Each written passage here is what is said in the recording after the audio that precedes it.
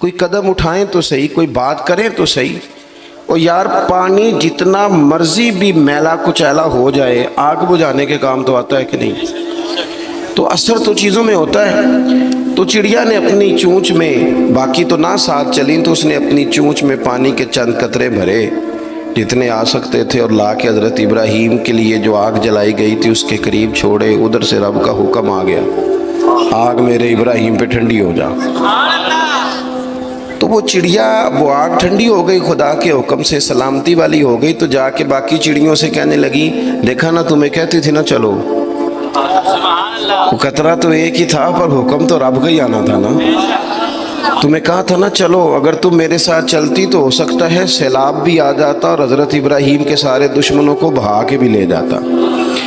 ایک تو سب سے پہلے اپنی اہمیت کو سمجھیں، آپ محسوس کریں کہ ہم مسلمان ہیں۔ مسلمان جو ہوتا ہے نا، اس کے ساتھ خدائی طاقت ہوتی ہے۔ نبی پاک صلی اللہ تعالی علیہ وسلم نے فرمایا، دعا مومن کا ہتھیار ہے۔ اس کے ساتھ جو خدائی طاقتیں ہیں وہ کافر مشرک کے ساتھ نہیں۔ جب تک یہ سمجھ نہ لیتا کہ اللہ تعالیٰ کی طاقتیں، اس کا فضل میرے ساتھ ہے۔ دیکھیں احد کے میدان میں جب ابو سفیان پکارے، ابھی کلمہ نہیں پڑھتے تھے، وہ پکارے، انہوں نے کہا کہ کدھر ہیں فلاں بن فلاں، فلاں بن فلاں کدھر ہیں؟ دیکھو تمہارے کتنے لوگ ہم نے شہید کر دیے۔ تو حضور نے صحابہ سے کہا، اسے کہو کہ تم تو کسی مولا کو مانتے نہیں، اور ہم کوئی لوارث تو نہیں، ہمارا تو رب رسول ہے۔ ان سے کہو ہمارے جو چلے گئے وہ شہید ہیں، جو بچ گئے وہ غازی ہیں۔ تو پہلے تو مسلمان یہ پہچانے، اور جب پہچان لے اچھے طریقے سے کہ میں مومن ہوں۔ دیکھیں نا، ہم نے ساری زندگی جٹ بن کے، بٹ بن کے، رائی بن کے گزار دی۔ کچھ چاہیے نا کہ زندگی کی کچھ 4 سال مسلمان بن کے بھی گزارے۔ اقبال کہنے لگے، یوں تو سید بھی ہو، مرزا بھی ہو، افغان بھی ہو۔ دل کبھی کرتا ہے کہ اقبال سے پوچھوں، آپ نے سب سے پہلے سید کا ہی نام لے دیا ہے۔ یوں تو سید بھی ہو، مرزا بھی ہو، افغان بھی ہو، اور تم سبھی کچھ ہو، بتاؤ کہ مسلمان بھی ہو۔ نعرہ تکبیر، نعرہ رسالت، نعرہ حیدری۔ تو سب سے پہلی بات تو یہ کہ مسلمان کو سمجھنا۔ دوسری بات یہ کہ جب وہ سمجھ لینا کہ میں ایک مومن ہوں، جس طرح باپ ہونے کی حیثیت سے کوئی ذمہ داریاں ہیں، استاد ہونے کی حیثیت سے کوئی ذمہ داریاں ہیں، ہماری کسی جماعت کا مقتدا ہونے کی حیثیت سے ذمہ، اس طرح بحیثیت مومن بھی ہماری کچھ ڈیوٹیاں ہیں۔ اللہ تعالیٰ نے قرآن مجید میں فرمایا، والعصر، محبوب آپ کے زمانہ پاک کی قسم ہو، ان الانسان لفی خسر، بے شک انسان نقصان میں، خسارے میں، سب انسان نقصان میں، الا الذین، سوائے ان لوگوں کے، آمنوا وعملوا الصالحات، جو ایمان لائے اور پھر نیک اعمال بھی کیے۔ نرا ایمان نہیں، آپ جہاں بھی قرآن مجید دیکھیں گے نا، اگرچہ بچائے گا نرا ایمان ہی بندے کو، لیکن یہ جو اعمال صالح ہے نا، یہ ایمان ہی کا ثمرہ ہے، یہ اس کا نتیجہ ہے، یہ اسی کی شاخیں۔ بندہ مسلمان ہو تو اس کے کام بھی تو مسلمانوں والے ہو نا، مومن ہو تو اس کا رویہ بھی مومنوں والا ہو۔ ایسا تو نہیں ہے نا کہ آپ زبردستی منوائیں گے اور کوئی کام نہ کرے وہ مومنوں والا، لیکن وہ کہے کہ میں تمہیں منوا کے چھوڑوں گا۔ فرمایا ایک تو ایمان لائے، اور مضبوط ایمان، تگڑا ایمان، اور پھر وہ اعمال صالحہ کرے، اس کے کردار سے، گفتار سے، اٹھنے سے، بولنے سے، بات کرنے سے، لین دین کرنے سے، معاملات کرنے سے، تجارت کرنے سے، اسلام چھلکے، اس کا لب و لہجہ مسلمان ہو۔ اقبال کہنے لگے، خرد نے کہہ بھی دیا لا الہ الا اللہ تو کیا حاصل، دل و نگاہ اگر مسلمان نہیں تو پھر کچھ بھی نہیں۔ یعنی اس کے اعمال بھی ہوں اسی طرح کے، اس کا رویہ بھی ہو مسلمانوں جیسا۔ حضرت باعزید بستامی کا زمانہ تھا، تو ایک مسلمان ایک یہودی کا دوست تھا، اکٹھے اٹھتے بیٹھتے تھے، گپ شپ ہوتی تھی، آنا جانا تھا۔ تو وہ مسلمان اس یہودی سے کہنے لگا، تیرا میرا یارانہ بڑا پرانا ہے، تو تم مسلمان کیوں نہیں ہو جاتا؟ تو اس کا دوست تھا، بے تکلف تھا، سجن تھا، وہ کہنے لگا، یار میں نے دیکھے ہیں 2 اسلام،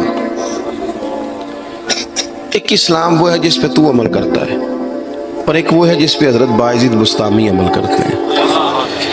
تو میرے ساتھ ہر جگہ چلا جاتا ہے، جہاں تمہارے دین نے منع کیا وہاں بھی چلا جاتا ہے۔